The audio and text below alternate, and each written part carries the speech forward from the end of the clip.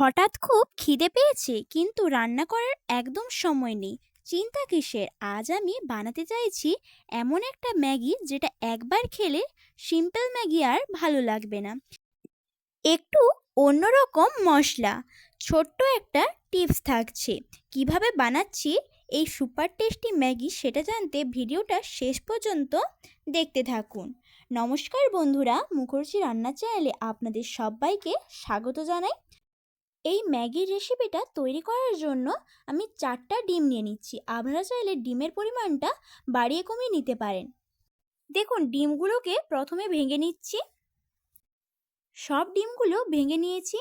এখানে একটা ছোট্ট টিপস বলে রাখি, এখানে যদি গোলমরিচের গুঁড়োটা দেন তাহলে খুব সুন্দর টেস্ট হয়। তাই আমি 1 চামচের 1/4 ভাগ গোলমরিচ গুঁড়ো দিলাম আর স্বাদ মতো নুন দিচ্ছি। তারপরে একটা চামচের সাহায্যে ভালো করে ডিমটাকে ফেটিয়ে নিচ্ছি।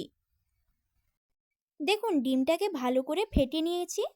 এবারে একটা কড়া বসিয়ে কড়ার মধ্যে বেশ কিছুটা পরিমাণে তেল দিয়ে ডিমের ভুজিয়াটা তৈরি করে নিচ্ছি।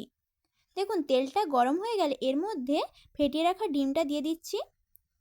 তারপরে ডিমটাকে একটা স্প্যাচুলার সাহায্যে ভালো করে ভেজে নেব। এই সময় গ্যাসটাকে আমি হাই ফ্লেমে রেখেছি। দেখুন, এইভাবে গুঁড়ো গুঁড়ো করে ভেজে নিতে হবে। দেখুন, ডিমের ভুজিয়াটা তৈরি হয়ে গিয়েছে। এবারে একটা পাত্রের মধ্যে নামিয়ে নিচ্ছি। এই সময় গ্যাসটাকে অফ করে দিচ্ছি। দেখুন, পুরো ভুজিয়াটা নামিয়ে নিয়েছি। এবারে ওই কড়ার মধ্যে আবারও বেশ কিছুটা পরিমাণে সাদা তেল দিয়ে দিলাম। তারপরে তেলটা যখন একটু গরম হয়ে যাবে তখন এর মধ্যে কোঁচানো পেঁয়াজটা দিয়ে দিচ্ছি। আমি 3টে পেঁয়াজকে আগে থেকে কুচিয়ে রেখেছিলাম। পেঁয়াজটা দিয়ে স্প্যাচুলার সাহায্যে ভালো করে নেড়েচেড়ে ভেজে নেব। পেঁয়াজটা ভাজা হয়ে গেলে এর মধ্যে 2টো লঙ্কাকে আগে থেকে কুচিয়ে রেখেছিলাম, সেটাকেও দিয়ে দিলাম। লঙ্কাটাকেও পেঁয়াজের সঙ্গে নাড়িয়ে চাড়িয়ে ভেজে নেব। এবারে এর মধ্যে সব গুঁড়ো মশলাগুলো দিয়ে দিচ্ছি। প্রথমে 1/2 চামচ জিরে গুঁড়ো, তারপরে 1 চামচের 3/1 ভাগ ধনে গুঁড়ো দিয়ে দিলাম। জিরে গুঁড়ো আর ধনে গুঁড়োটাকে দিয়ে স্প্যাচুলার সাহায্যে ভালো করে নাড়িয়ে চাড়িয়ে ভেজে নেব। পেঁয়াজটা ভালো করে ভাজা হয়ে গেলে এর মধ্যে গাজর কুচি আর ক্যাপসিকাম কুচি দিয়ে দিচ্ছি। আপনাদের হাতের কাছে যদি ক্যাপসিকাম না থাকে তাহলে নাও দিতে পারেন। তারপরে একটু মটরশুঁটি দিয়ে দিচ্ছি। সব সবজি দিয়ে ভালো করে পেঁয়াজের সঙ্গে নাড়িয়ে ভেজে নেব। সব সবজিগুলো ভাজা হয়ে যাওয়ার পর এর মধ্যে স্বাদ অনুযায়ী নুন দিয়ে দিচ্ছি। নুনটাকে সব সবজির সঙ্গে মিশিয়ে নিচ্ছি।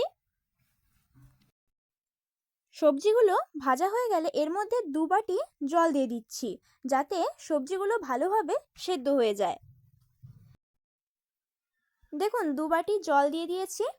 এবারে আবারও স্প্যাচুলার সাহায্যে ভালো করে নাড়িয়ে নেব। তারপরে এটা 15 মিনিটের জন্য ঢাকা দিয়ে রেখে দিচ্ছি, যাতে গাজর ক্যাপসিকামগুলো ভালোভাবে সেদ্ধ হয়ে যায়। দেখুন, 15 মিনিট পর ফিরে এলাম। ঢাকাটা খুলে আবারও স্প্যাচুলার সাহায্যে ভালো করে সবজিগুলোকে মিশিয়ে নিচ্ছি। তারপরে এর মধ্যে ম্যাগিটা দিয়ে দিচ্ছি। আমি এখানে 2 প্যাকেট ম্যাগি নিয়েছি, একটা ছোট প্যাকেটের ম্যাগি আর একটা বড় প্যাকেটের ম্যাগি। আপনারা চাইলে ম্যাগির পরিমাণটা বাড়িয়ে কমিয়ে নিতে পারেন। দেখুন, ম্যাগিটা দেওয়ার পর স্প্যাচুলার সাহায্যে ভালো করে ম্যাগিগুলোকে নাড়িয়ে নিচ্ছি। তারপরে এর মধ্যে ম্যাগি মশলা দিয়ে দিচ্ছি। ম্যাগি মশলা এখানে আমি 1 প্যাকেট দিয়েছি, আর ম্যাগির ভেতরে যে মশলাগুলো ছিল সেই মশলাগুলোকেও দিয়ে দিচ্ছি। দেওয়া হয়ে গেলে স্প্যাচুলার সাহায্যে আবারও ভালো করে নাড়িয়ে নেব। নাড়িয়ে মশলাটাকে ম্যাগির সঙ্গে মিশিয়ে নিচ্ছি।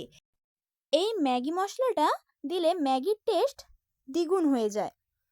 দেখুন, ভালো করে ম্যাগি মশলাটাকে ম্যাগির সঙ্গে মিশিয়ে নিয়েছি। মশলাটা ভালো করে মেশানো হয়ে গেলে এর মধ্যে ভেজে রাখা ডিমের ভুজিয়াটা দিয়ে দিচ্ছি। আর এই সময় গ্যাসটাকে মিডিয়াম ফ্লেমে রাখতে হবে। দেখুন, ডিমের ভুজিয়াটা দিয়ে আবার নাড়িয়ে নিচ্ছি।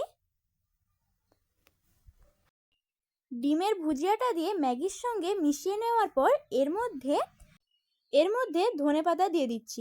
ধনেপাতাটা দিয়ে আবারও স্প্যাচুলার সাহায্যে নাড়িয়ে নেব, তারপরে গ্যাসটাকে অফ করে দেব। দেখুন, ম্যাগির রেসিপিটা তৈরি হয়ে গেল। এইভাবে একবার ম্যাগি রেসিপিটা বানিয়ে দেখবেন, খেতে অসাধারণ লাগে। এই ম্যাগির রেসিপিটা একবার বানিয়ে খেলে আর সাধারণ ম্যাগি খেতে ইচ্ছে করবে না। এই ছিল আজকের সহজ আর মজাদার ম্যাগি রেসিপি, কিন্তু স্বাদে একদম দারুণ। গরম গরম এই ম্যাগির একটা চামচ মুখে দিলেই মন ভালো হয়ে যাবে। আপনারা বাড়িতে বানিয়ে অবশ্যই ট্রাই করবেন, আর ভালো লেগে থাকলে কমেন্টে জানাতে একেবারেই ভুলবেন না। এই রেসিপিটা যদি আপনাদের ভালো লেগে থাকে তাহলে লাইক এবং কমেন্ট করার অনুরোধ রইল। আর এরকম আরও নতুন নতুন রেসিপি পাওয়ার জন্য চ্যানেলটিকে সাবস্ক্রাইব করে রাখবেন। ধন্যবাদ।